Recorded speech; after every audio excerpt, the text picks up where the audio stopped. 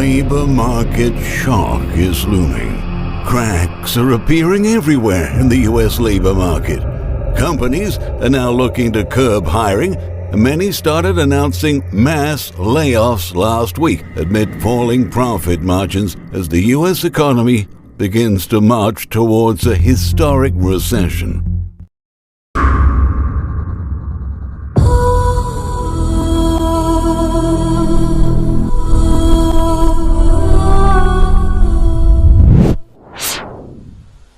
Data NFP Juni. Guncangan pasar tenaga kerja AS membayangi. Ingat untuk like, komen, subscribe, dan aktifkan lonceng notifikasi. Presiden AS Joe Biden dan Ketua The Fed Jerome Powell yakin bahwa pasar tenaga kerja AS dalam kondisi mantap, dalam proses perbaikan dari tekanan krisis pandemi yang lalu. Tanggal 1 April lalu, terkait data NFP Maret yang dirilis melemah, Biden justru sangat bangga bahwa pasar tenaga kerja AS sudah membaik dengan sangat cepat. Today we learned that in March our economy created 431,000 jobs. Nice sound to it. We also learned that in January and February our economy created 100,000 more jobs than we previously thought. That means that over the last 3 months, the economy has created more than 500,000 jobs a month.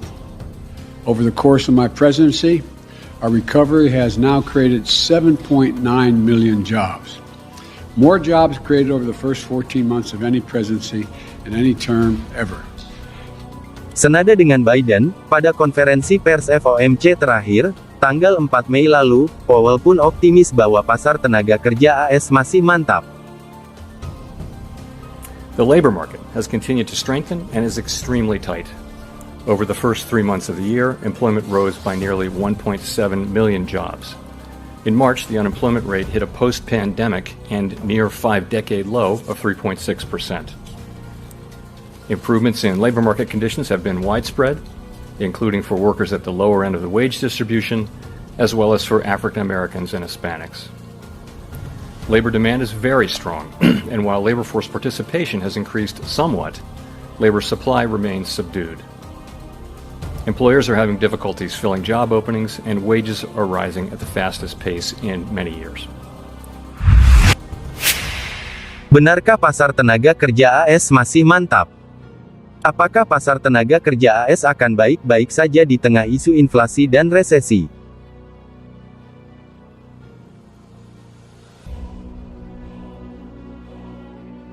Sinyal ancaman pelemahan pasar tenaga kerja Amerika Serikat terlihat di mana-mana. Perusahaan AS saat ini mulai mengurangi perekrutan. Dan banyak yang mulai mengumumkan PHK massal minggu lalu di tengah penurunan margin keuntungan ketika ekonomi AS mulai bergerak menuju resesi bersejarah. Dengan kondisi ekonomi yang memburuk dengan kecepatan yang menakjubkan, inflasi masih tinggi, dan perumahan makin terpuruk. Dan kini, pilar terakhir yang menahan ekonomi AS, yaitu pasar tenaga kerja, baru saja mendapat tekanan, dan para ahli mengatakan semuanya mulai berbalik menurun. Masyarakat AS harus bersiap menghadapi gelombang baru PHK musim panas ini yang dapat menghapus lebih dari 1 juta pekerjaan. Dan menghasilkan upah yang jauh lebih rendah karena bisnis berjuang untuk tetap bertahan dalam menghadapi pertumbuhan yang makin melambat.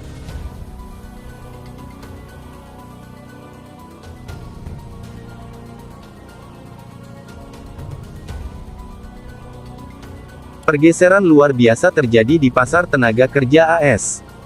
Pekan lalu, jumlah orang AS yang mengajukan klaim baru untuk tunjangan pengangguran secara tak terduga naik, mencapai level tertinggi 4 bulan dan menandakan penurunan besar dalam permintaan untuk pekerja di tengah pengetatan kondisi keuangan. Klaim pengangguran meningkat 21.000 menjadi 218.000, dan menurut Biro Statistik Tenaga Kerja, jumlah orang yang menerima tunjangan meningkat menjadi 1,3 juta. Sementara jumlah karyawan yang berhenti dari pekerjaan mereka pada bulan April juga mencapai rekor baru, naik di atas 4,5 juta. Indikator real-time lainnya, seperti ukuran Ravelo dari total posting pekerjaan, juga anjlok sebesar 22,5% menandai perubahan terbesar dalam sejarah. Menunjukkan lebih jauh bahwa pasar tenaga kerja mulai terancam. Baru-baru ini, laporan pendapatan akhirnya dirilis dan menunjukkan laba perusahaan turun secara keseluruhan pada kuartal pertama. Kini, para ekonom memperingatkan bahwa kegentingan margin keuntungan bersejarah dan penurunan harga saham akan memaksa semakin banyak perusahaan untuk menghentikan sementara perekrutan dan mulai merumahkan para pekerja. Sebuah laporan terpisah dari Departemen Perdagangan menunjukkan bahwa laba perusahaan dari produksi saat ini turun pada tingkat 66,4 miliar dolar atau 2,3% pada kuartal pertama. Penurunan pertama dalam hampir 2 tahun. Setelah laba pajak turun pada tingkat 4,3%, setelah naik hanya pada laju 0,2% pada kuartal keempat. Penurunan tersebut memang terlihat di setiap sektor termasuk perusahaan keuangan dan non-keuangan serta perusahaan AS yang beroperasi luar negeri. Mengomentari lonjakan PHK yang akan datang, Kepala Ekonom Piper Sandler, Nancy Lazar, mengatakan bahwa penyesuaian atau restrukturisasi berarti bahwa lebih banyak PHK akan terjadi, dan menambahkan bahwa banyak perusahaan yang kelebihan pekerja dan upah selama krisis pandemi. Lazar juga menyoroti bahwa kebijakan tinggal di rumah adalah gelembung, dan bukan paradigma baru konsumsi barang, yang berarti bahwa siklus penyesuaian atau restrukturisasi yang tepat akan dipercepat, dengan pertumbuhan pekerjaan dan upah yang lebih rendah.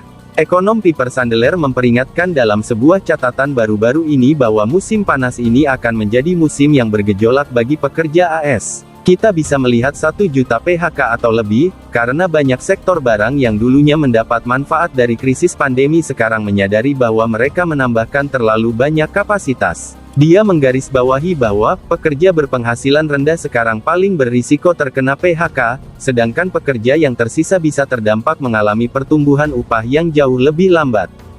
Tentu saja pasar tenaga kerja AS tidak perlu mengalami tekanan hebat untuk memulai krisis. Penurunan tajam dalam pertumbuhan upah bisa memicunya, menurut seorang pengamat. Setelah membagikan kenaikan gaji yang besar selama setahun terakhir, perusahaan sekarang menjadi lebih berhati-hati dengan uang tunai mereka karena kekhawatiran pembayaran besar lebih lanjut akan memakan keuntungan yang mereka dapat. Survei terbaru perusahaan kepegawaian dan pemilik bisnis telah menunjukkan bahwa perubahan besar dalam sentimen pasar sudah berlangsung. Menurut laporan Bloomberg yang diterbitkan pada hari Jumat lalu, para eksekutif semakin putus asa dalam menghadapi lingkungan anjloknya saham, inflasi yang tinggi dan biaya tenaga kerja yang lebih besar. Kami telah mencapai tingkat inflasi upah di mana pengusaha akan mengatakan, "Saya telah melakukan yang terbaik yang saya bisa," kata Jonas Pricing, Chief Executive Officer of Manpower Grouping dalam sebuah wawancara dengan Bloomberg. Konsumen dan pelanggan saya tidak akan menerima jika saya membebankan biaya tersebut lebih jauh kepada mereka sehingga kami harus mulai menguranginya. Pada catatan yang sama, Kepala Ekonom Burning Glass Institute, Kat Levan, menjelaskan AS sedang bertransisi dari pasar tenaga kerja yang didorong oleh pandemi di mana banyak orang Amerika tidak secara aktif mencari pekerjaan karena ketakutan virus, kembali menuju ke awal untuk kembali bekerja tetapi ketersediaan pekerjaan masih rendah. Setiap perusahaan masih membutuhkan orang tetapi, mereka tidak membutuhkan terlalu banyak orang, menurut Tom Gimbel, Chief Executive Officer dari agen ketenagakerjaan, LaSalle Network. Pengusaha menjadi lebih selektif tentang siapa yang mereka rekrut saat ini dibanding dengan 6 bulan lalu. Pada saat yang sama ada banyak desas-desus di Silicon Valley bahwa perekrutan melambat dan ribuan PHK sudah di depan mata. Setidaknya 107 perusahaan teknologi telah memberhentikan karyawan sejak awal tahun, menurut laporan Layoff FYI, yang melacak pemutusan kerja di seluruh sektor. Pekan lalu Peloton dan Netflix juga mengumumkan PHK karena permintaan untuk produk mereka melambat. Selain itu, penjual mobil online Carvana, memotong tenaga kerjanya karena menghadapi inflasi dan harga saham yang anjlok. Secara umum, Challenger Gray melaporkan bahwa pengusaha AS melakukan lebih dari 24.000 PHK pada bulan April, naik 14% dari bulan sebelumnya, dan 6% lebih tinggi dari bulan yang sama tahun lalu. Kombinasi dari pendapatan yang lebih rendah, anjloknya pasar saham dan kebijakan pengetatan moneter, membuat para pengusaha terjepit. Pengeluaran terbesar bagi sebagian besar perusahaan adalah tenaga kerja, kata Christopher Rocke, kepala ekonom di FWD Barnes di New York. Banyak perusahaan teknologi mengalami kejatuhan harga saham, yang akan memaksa manajemen untuk mengencangkan ikat pinggang mereka. Menurut pimpinan Uber, Dara Khosrow, pengusaha akan membatasi perekrutan dan berhati-hati tentang kapan dan di mana untuk menambahkan jumlah pekerja, demi untuk mengurangi biaya. Para ekonom khawatir bahwa pemutusan kerja di sektor teknologi segera merembet ke sektor lain. Dalam sebuah laporan baru, Bank of America memperingatkan bahwa kebangkrutan beberapa perusahaan besar kemungkinan akan memicu reaksi berantai dan mengakibatkan peningkatan tajam dalam pembekuan perekrutan, pemutusan kerja, dan stagnasi upah. Semua hal tentang PHK dan kecemasan perusahaan berpotensi untuk memicu sentimen negatif. Pertanyaan utamanya adalah apakah pengeluaran konsumen akan baik-baik saja, tanya Tinsley dari Bank of America. Keprihatinan yang sama juga diungkapkan oleh legendaris investor Michael Burry. Burry memperingatkan tentang pelemahan pengeluaran konsumen akan segera terjadi. Menurut Burry, orang Amerika menabung lebih sedikit, meminjam lebih banyak dan telah menghabiskan uang ekstra yang mereka simpan selama krisis kesehatan. Tren tersebut dapat menandai penurunan berkelanjutan dalam pengeluaran konsumen dan semakin mengikis pendapatan perusahaan. Data simpanan pribadi AS turun ke level tahun 2013, dan data tingkat simpanan turun ke level tahun 2008. Sementara utang kartu kredit naik pada level rekor, walaupun konsumen AS dibanjiri oleh stimulus triliunan, cuit Burry. Bayangan resesi konsumen dan pendapatan yang melemah, meroketnya biaya makanan, gas, dan perumahan, tidak diragukan lagi merugikan orang Amerika. Karena inflasi terus menekan konsumen dan membuat mereka memiliki pendapatan yang lebih sedikit. Artinya, jika orang mengambil lebih banyak utang, dan dana tabungan mereka berkurang, mereka cenderung mengurangi pengeluaran mereka, melemahkan pertumbuhan ekonomi dan merugikan laba perusahaan. Pada titik ini, para ahli keuangan dan ekonomi, pengusaha, pencari kerja, investor, dan konsumen mencari sinyal tentang arah ekonomi. Dan sinyal yang terlihat adalah ancaman di pasar tenaga kerja AS.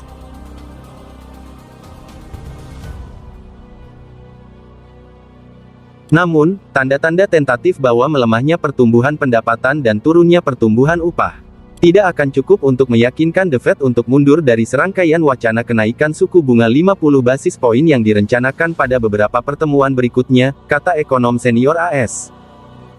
Ini berarti bahwa potensi resesi ekonomi tampaknya lebih tinggi dari sebelumnya. Ekonom Bloomberg menulis bahwa risiko resesi tinggi dan meningkat. Tentu saja satu-satunya entitas yang dapat mengubah semua itu adalah The Fed. Pasar menduga bahwa The Fed akan menghentikan sementara kenaikan suku bunganya pada bulan September. Tapi, itu mungkin terlalu dini. Bisa jadi untuk The Fed menjadi dovish, peluang terbesar adalah akhir tahun. Setiap kali The Fed bertindak ketat, resesi selalu menjadi bayangannya. Selalu ada kemungkinan resesi, tegas kepala ekonom ADP, Nella Richardson.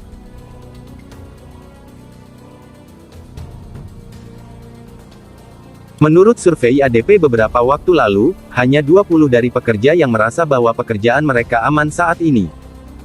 Pekerja telah mengalami sejumlah besar pergolakan dan ketidakpastian. Hal nyata yang harus difokuskan saat ini adalah inflasi, kata Richardson. Inflasi mengikis nilai gaji pekerja.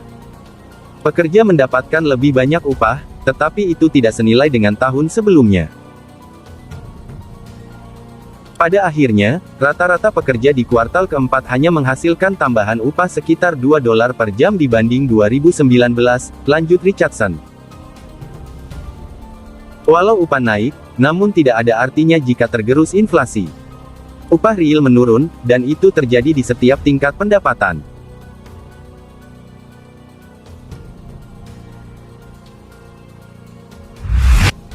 Terkait data yang paling dekat dengan ekspektasi NFP, adalah data penggajian swasta ADP. Kamis kemarin, rilis data penggajian swasta ADP hanya naik 128.000 di Mei, pertumbuhan terendah di era pandemi. All right, well, it is time now for May's ADP employment report. Steve Leisman has the number. Hey, Steve. Hey, Mike. Yeah, 128,000 ADP payrolls, suggesting that the government reporting for the private sector 128,000. They revised April to 202,000. That's down from 247,000. Let's look at the details here. This is less than half of the estimate of almost 300,000 expected. There's the April revision. Goods sector up 24,000. Service sector up 104. Seems like a lot, but it's a disappointment compared to where we need to be and what we've been doing there. There's the non-farm payroll estimate. Just for the record, ADP has not done a particularly good job of forecasting during the pandemic, and the government itself has also done massive revisions. But this jobs by business size is interesting here. We have seen small business and have other anecdotal information as well as other data that small business has struggled to hire relative to large businesses, which are willing to pay higher salaries and better benefits. So there's small business falling by 91,000. Those are businesses with fewer than 50 employees, whereas large businesses are up by 122,000. By industry, leisure and hospitality leading, but clearly not enough. That sector may be struggling here now after leading the way regarding coming back from the pandemic. Trade, transport, utilities, professional business services up 23,000. Education and health up 46,000. And manufacturing, that's pretty good. That maybe reflects what we saw in the ISM manufacturing yesterday, up 22,000. Right. Yeah. I mean, clearly no sampling model or anything was built to figure out exactly what's been going on the last couple of years. Although the relative strength or weakness in leisure hospitality seems to resonate, that seems to be a little bit of a cooling off area of the economy when it comes to wage growth too, which I guess is something we're all going to be fixated on Friday morning as well. Semuanya ini, pada akhirnya memaksa pemerintah AS harus memutuskan apa yang lebih buruk dari buah si malakama. Resesi tapi bursa saham yang anjlok. Atau inflasi melambung namun jutaan orang AS menuntut kenaikan upah, sementara jutaan lainnya akan kehilangan pekerjaan. Dan segera, masyarakat AS harus mengalami nasib buruk karena daya beli mereka makin lemah tepat di tengah resesi ekonomi bersejarah lainnya sementara tingkat pengangguran kembali melonjak. Semua kemungkinan ini bisa kita saksikan kejelasannya melalui rilis data non-farm payroll AS yang akan rilis Jumat tanggal 3 Juni tahun 2022 pukul 19.30 waktu Indonesia Barat. Data NFP diduga sebesar 320.000 dari sebelumnya 428.000. Data tingkat pengangguran diduga 3,5% dari sebelumnya 3,6%. Sedangkan data bulanan upah rata-rata per jam diduga 0,4% dari sebelumnya 0,3%. Jika ternyata semua data tenaga kerja tersebut melemah di mana data NFP dan data upah rata-rata per jam turun, sedangkan data pengangguran naik, maka hal ini akan memicu kecemasan pasar bahwa tren pasar tenaga kerja AS memang sedang terancam sehingga potensial semakin menekan dolar AS. Sebaliknya, terutama jika data NFP dan upah rata-rata per jam menguat, bisa jadi akan membuat pasar dan juga The Fed berpikir bahwa kecemasan terkait pasar tenaga kerja belum terbukti dan ekonomi AS masih cukup kuat. Kondisi ini akan potensial memicu penguatan dolar AS yang belakangan sempat tertekan. Forex Outlook, menjelang rilis NFP, dolar AS masih terkoreksi. Berikut adalah outlook GBP USD dan XAU USD.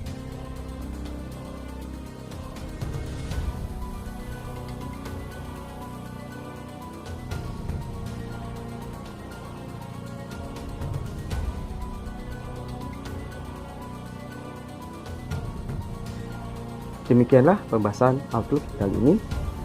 Ingat, pasang stop loss, target yang rasional. Terima kasih. Saya Wahyu Laksono. Salam profit.